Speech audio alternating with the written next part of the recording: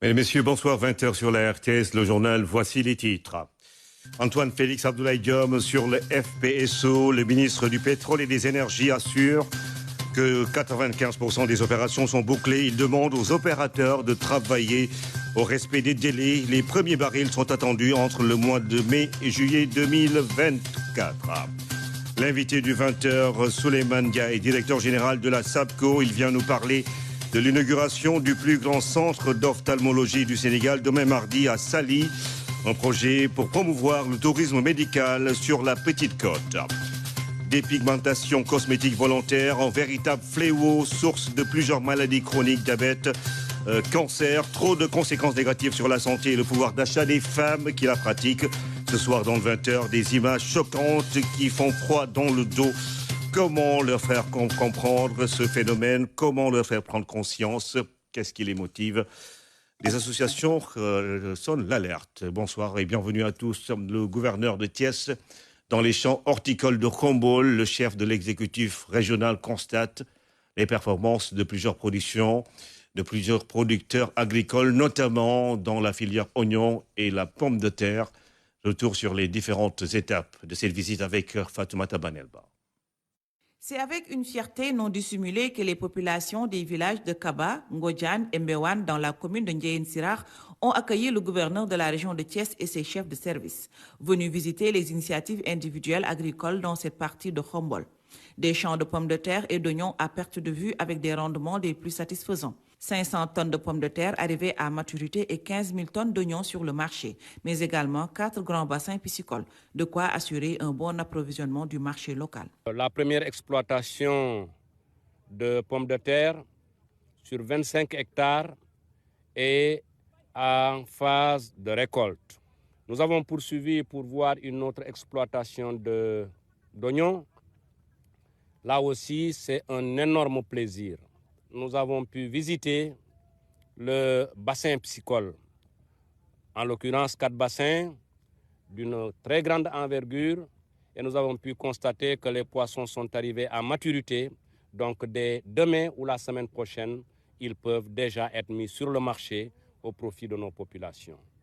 Et ensuite, nous sommes allés au niveau de l'élevage, la partie élevage de cette exploitation, avec presque 70 sujets, tous importés.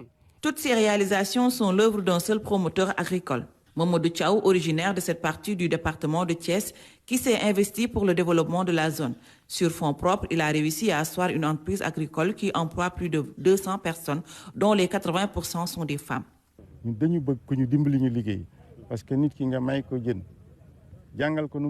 Nous avons démarré notre projet sans le soutien de l'État, mais nous souhaitons être renforcés quand même pour développer l'agriculture. Chaque année, l'État dépense des milliards pour importer des denrées qui sont cultivées ici. Pourquoi ne pas accompagner les initiatives individuelles pour développer le secteur? Je reste convaincu que tout pays qui veut tendre vers l'émergence doit développer son agriculture. Monsieur l'adjoint maire, moom itam def fi nag ñaari ferme wala ñetti ferme yu mag. Monsieur l'adjoint au maire a une grande ambition de développer son village natal. Et depuis qu'il a implanté ses fermes intégrées, c'est des centaines de personnes qui y trouvent leur compte. Et j'espère que monsieur le gouverneur va inviter les chefs de service concernés à accompagner le projet, surtout concernant la disponibilité des intrants subventionnés. Cette visite du chef de l'exécutif régional a permis également de voir l'étendue des investissements consentis par le promoteur, mais également une occasion de repenser le mode de financement des structures étatiques. L'approche communautaire en soi n'apporte pas toujours les résultats escomptés. Une politique depuis 1960 qui consiste à faire suivre projet après projet, milliard après milliard, sans aucun résultat, il nous faut nous interroger.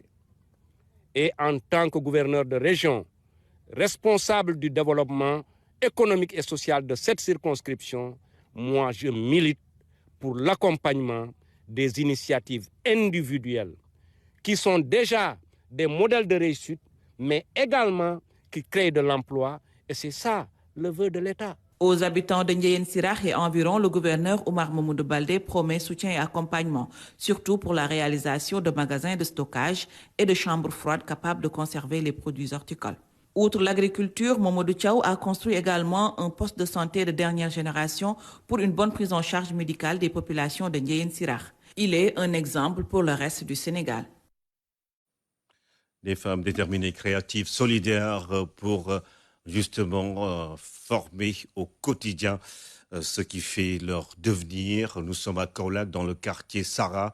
Le GIE Bokodium incarne une nouvelle dynamique dans la transformation des produits locaux. 150 kg de céréales chaque jour. Claire Diop nous plonge dans les ateliers de ces dames qui veulent gagner leur vie par la sueur de leur front. Elles se sont constituées en groupement et s'activent dans la transformation et la commercialisation des produits locaux. Le projet initié a démarré depuis quelques années déjà.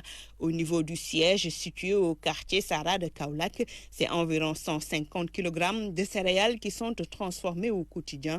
Sur toute la chaîne, le travail se fait manuellement, mais dans le respect strict des règles d'hygiène. Vraiment, nous transformons tout ce qui est produits locaux, céréales, fruits et légumes. On nous fournit la matière première. Nous collaborons avec des producteurs de la zone. Pour le mil et le maïs, nous avons besoin d'une très grande quantité. Et c'est pour cela. Nous signons un contrat avec les producteurs. Nous avons une rupture. Pour assurer justement la disponibilité de la matière première, le GIE Bokodium a signé des contrats avec certains producteurs. L'écoulement du produit fini se fait sans beaucoup de difficultés. Un dispositif huilé est mis en place à cet effet. Chaque mois, une tonne araw. Nous, chaque mois, nous livrons à un de nos fidèles clients 3 tonnes de produits. C'est du araw, du couscous et du tiakri. Vous voyez un peu le volume de travail. À cela s'ajoutent d'autres commandes de 500 kg, 300 kg et les livraisons que l'on fait dans notre environnement proche. J'ai plusieurs clients grossistes ici à Kaolack. Souvent, c'est soit 200 cartons par mois, 180. Cela dépend. Tout cela se fait à la main, comme je vous ai dit. 80 cartons, nous l'avons. Moi, je livrer 600 cartons dans le mois. Et pourtant, cette forte production est très en deçà de sa capacité. L'initiatrice du projet veut moderniser son unité. Cependant, les moyens font défaut.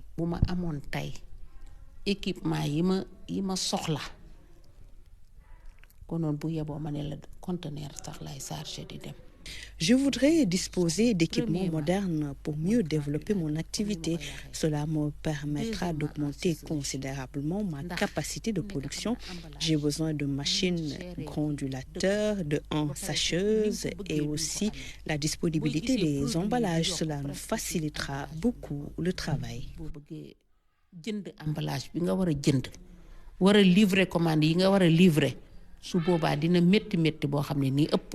Khadijatou Diouf a comme entre autres ambition de faire la promotion des produits locaux, de lutter contre la pauvreté, aussi l'autonomisation de la femme et le sous-emploi des jeunes. Elle se veut un exemple de réussite. Elle a démarré sur fonds propres avec un budget de 150 000 francs CFA. Aujourd'hui, plusieurs caps franchis. Le GIE Bokodium emploie plusieurs jeunes, hommes comme femmes, avec un chiffre d'affaires de plusieurs millions de francs CFA chaque mois. Une femme de terrain, Adama Diagne, ingénieure hydraulicienne. Son travail consiste à rechercher la moindre fuite sur le réseau de Sen'Eau. Méticuleuse, elle est la seule femme dans le département qui s'occupe de ces aspects. Amadou Diallo. Aussitôt arrivée au travail, elle s'empresse d'arborer le bleu de chauffe. Puis, elle rejoint le centre visio de la Sen'Eau pour recevoir les consignes. Madame est ingénieure en hydraulique de son état. La jeune dame intervient à la Sen'Eau en tant que technicienne en recherche de fuite sur le réseau. Sur le terrain, elle ne rechigne pas à la tâche. Une vraie meneuse d'hommes. Notre boulot consiste à faire la recherche fuite, c'est-à-dire que S'il y a des fuites dans le réseau, on doit les détecter, surtout les fuites invisibles. Parce qu'il peut arriver qu'il y ait des casses sous chaussée, on ne peut pas les détecter à l'œil nu. Donc on est interpellé à faire des interventions, c'est-à-dire à poser des appareils sur le réseau qui nous permettent d'écouter le réseau. Après l'écoute des réseaux, on patrouille.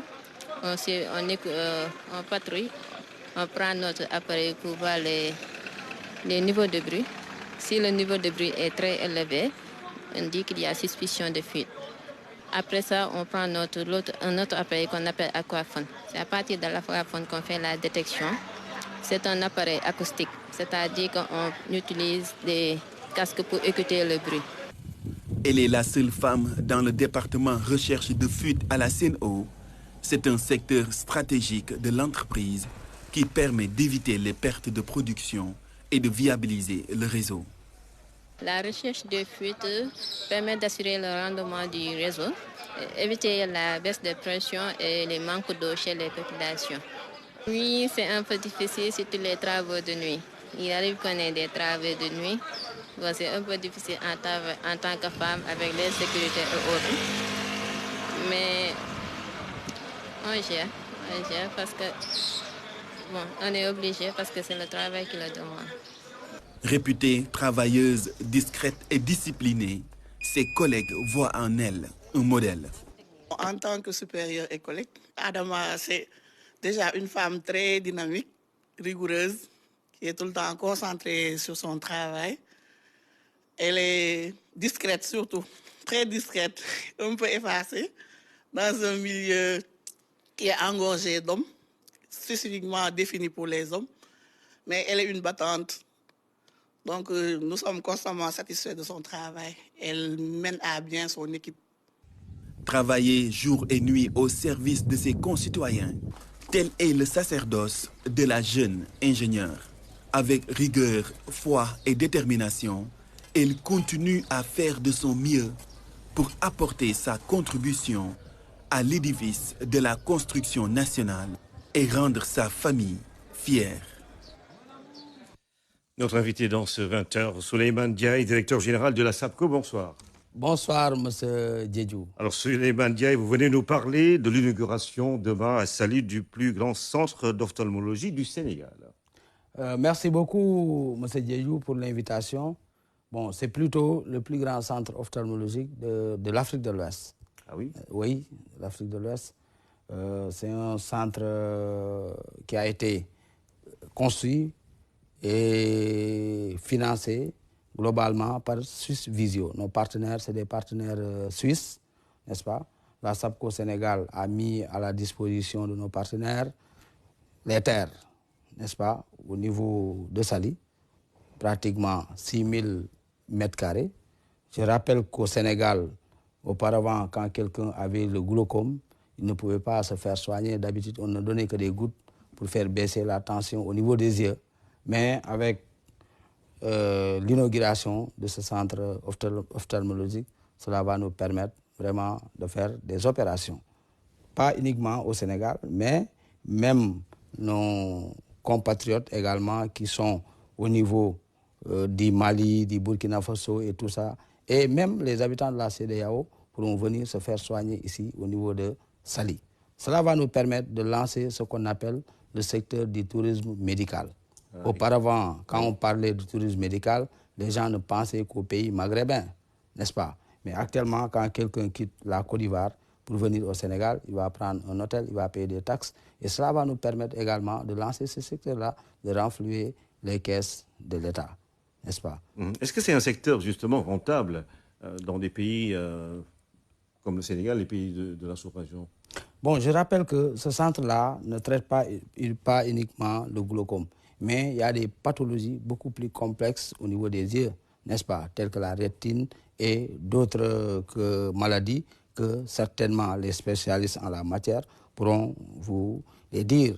Mais en tout état de cause, ce centre-là est vraiment non seulement novateur et actuellement, c'était une demande au niveau de la sous-région, n'est-ce pas? Cela va nous permettre non seulement de contribuer vraiment à la relance du secteur du tourisme médical, mais la SAPCO Sénégal était dans une dynamique de faire ce qu'on appelle la requalification de Saly en ville verte, conformément aux recommandations du projet PDTE avec la Banque mondiale, n'est-ce pas? Nous avons pu récupérer 50 mètres sur la plage de Saly et également 7 km de côte, n'est-ce pas?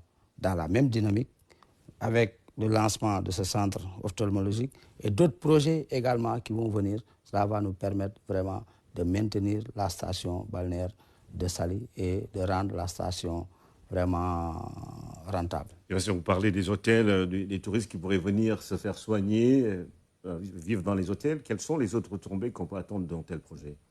Bon, je rappelle qu'au Sénégal, on a plus de 165 000 aveugles. 165 000 aveugles et plus de 6 000 non-voyants, n'est-ce pas? Et pour la plupart du temps, c'est le glaucome. Pour la plupart du temps, c'est le glaucome. Et ce centre va permettre non seulement de traiter ces pathologies, mais également cela va générer des emplois pour non seulement la commune de Saly, mais je rappelle que ce n'est pas uniquement les médecins suisses qui vont y travailler, mais c'est les médecins sénégalais la plupart du temps. Les Suisses feront ce qu'on appelle le transfert de technologie.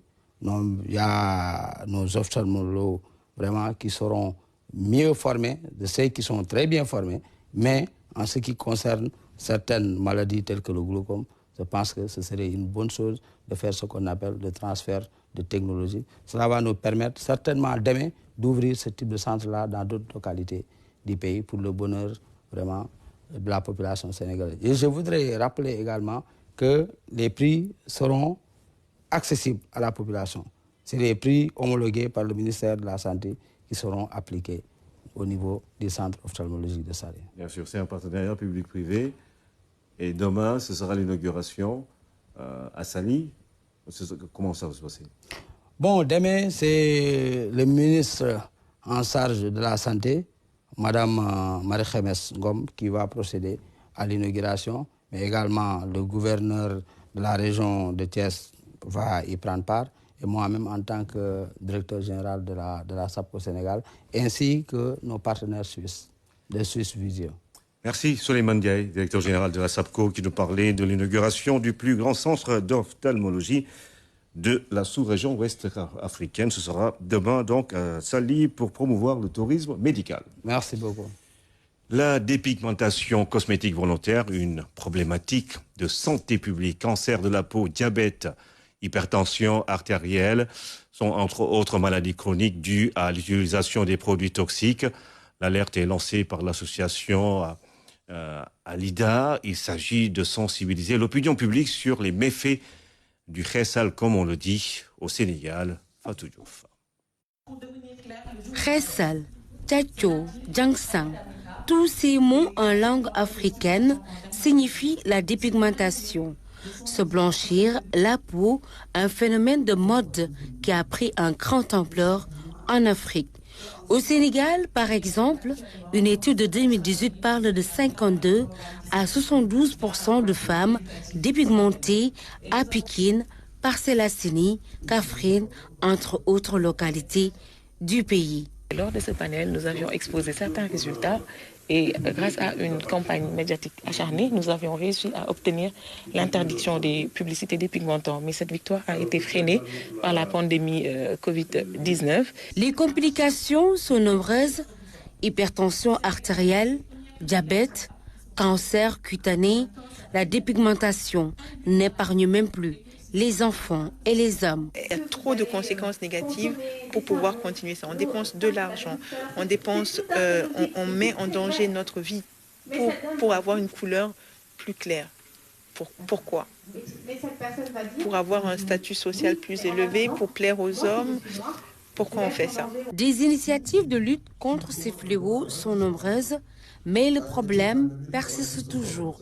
L'association AIDA mise sur la sensibilisation pour un arrêt définitif de cette pratique dangereuse. Nous avons formé de nombreux professeurs de SVT, sciences de la vie et de la terre. Nous avons formé beaucoup d'élèves. Nous avons réalisé des documentaires. Nous avons eu à former des journalistes. Quand même, nous continuons de sensibiliser, même si nous avons des adversaires assez redoutables et parfois même des médias. Ce panel, organisé par le Musée des civilisations noires, est une tribune pour alerter les femmes et les populations en général sur la problématique de la dépigmentation volontaire. Antoine Félix Abdoulaye Diome exhorte les opérateurs à respecter les délais dans la production des premiers barils de pétrole. La tranche entre le mois de mai et juillet 2024 est la période retenue sur la plateforme du FPSO. Le ministre du Pétrole et des Énergies a indiqué que 95% des opérations sont bouclées.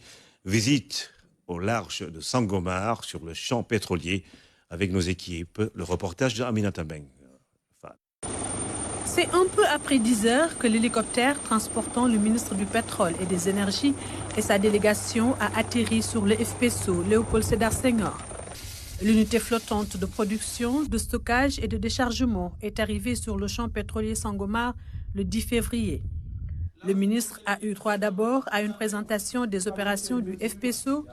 Antoine Félix Abdoulaye Diome a par la suite visité ces différentes installations. Après une visite guidée, nous avons pu nous rendre compte sur site de l'avancée du projet.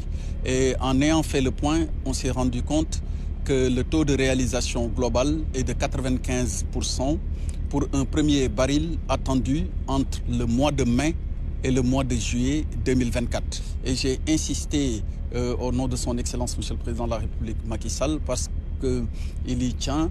Il tient à ce que le First Oil soit livré conformément au calendrier qui a été retenu. Et les ingénieurs qui sont sur site s'attellent à l'atteinte de cet objectif. Et ils ont tenu des propos très rassurants parce qu'ils ont effectivement expliqué que le chantier se passe, l'exécution du chantier s'effectue normalement. L'État du Sénégal et la filiale Woodside Energy, opérateur du projet Sangomar, franchissent une étape importante dans l'exploitation du pétrole. Notre bassin sédimentaire est encore sous-exploré. Sur un ensemble de 32 blocs répartis sur le territoire terrestre et le territoire maritime, 21 blocs sont encore libres. Pour les blocs qui font l'objet d'attribution et pour ceux sur lesquels des découvertes ont été déjà réalisées, il y a beaucoup de choses encore à apprendre et à découvrir au fur et à mesure que l'exploitation se fera. Sur le champ de Sangomar, effectivement, il y a du pétrole et du gaz, mais pour le moment, ce qu'on sait, c'est qu'il y a beaucoup plus de pétrole que du gaz. Plus d'une vingtaine de Sénégalais travaillent actuellement sur la plateforme. L'une des composantes du FPSO est l'unité de comptage. Elle permet de bien préserver les intérêts du Sénégal.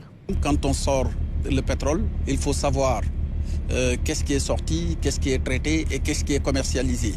Et pour bien assurer la défense des intérêts, ou en tout cas bien préserver les intérêts de l'État du Sénégal, mais aussi de Petrosen, il y a en permanence sur le navire des équipes composées d'ingénieurs à la fois de Petrosen, mais également de la direction des hydrocarbures. Le champ pétrolier Sangomar, c'est près de 24 puits forêts avec un réseau d'infrastructures sous-marines qui n'est pas sans risque, notamment pour les pêcheurs.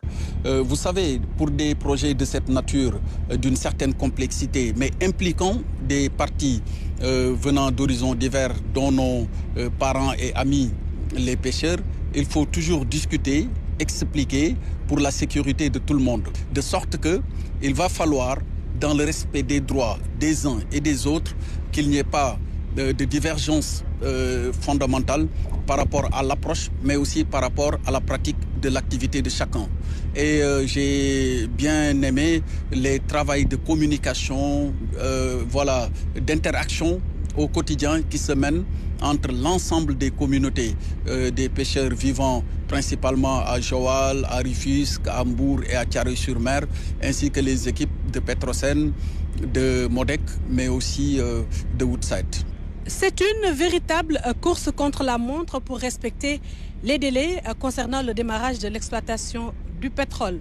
Le FPSO est un élément central du dispositif d'exploitation du champ pétrolier de Sangomar.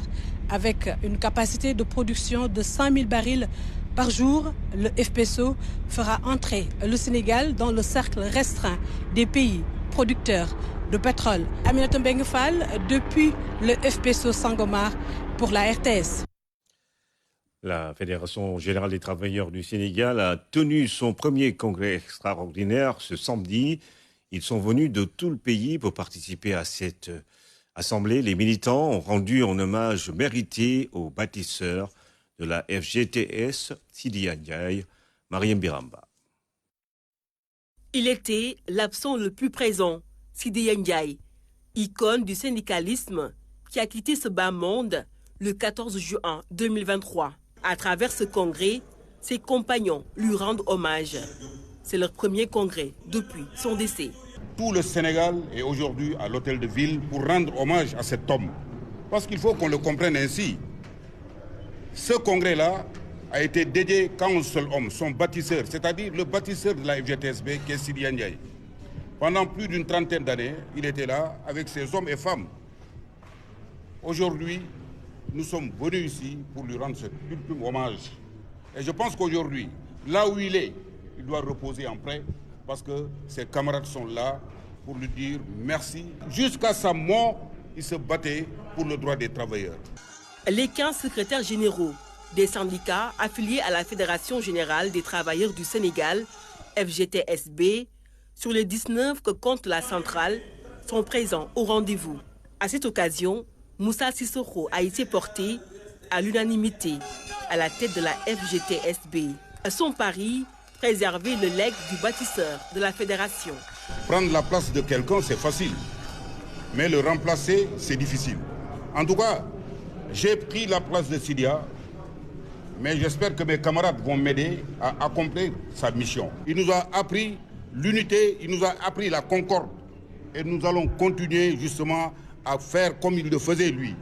L'unification du mouvement syndical pour faire face à la préoccupation des travailleurs, thème retenu de ce premier congrès de la coalition FGTS, composée de la FGTSA et de la FGTSB.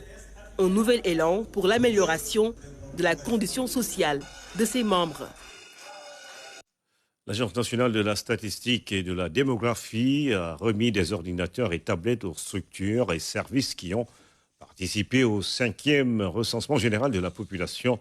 Ce matériel informatique devrait permettre à ces structures de mieux faire leur collecte de données. Salut Sec.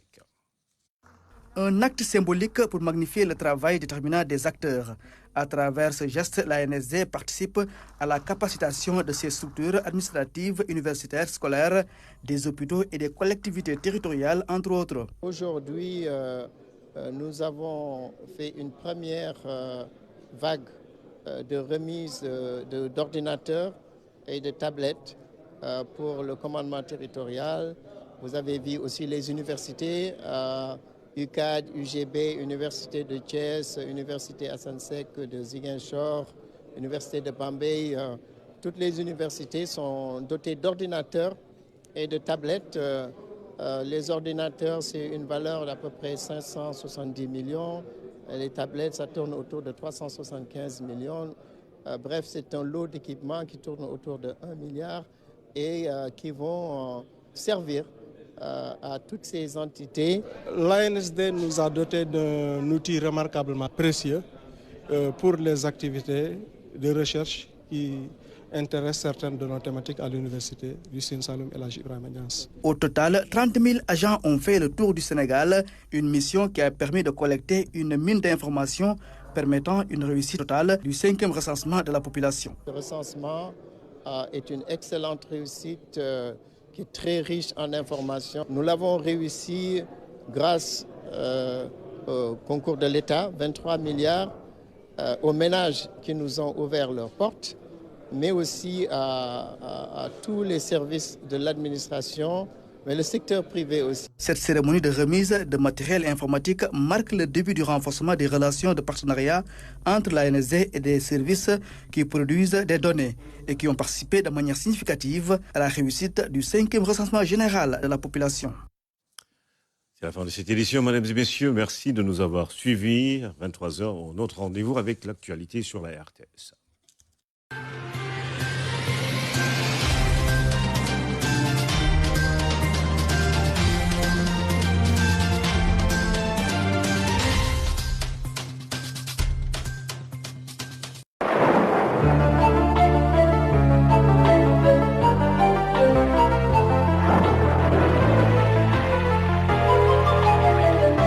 Toujours un plaisir de vous retrouver, chers amis téléspectateurs, pour votre bulletin météo de la nation.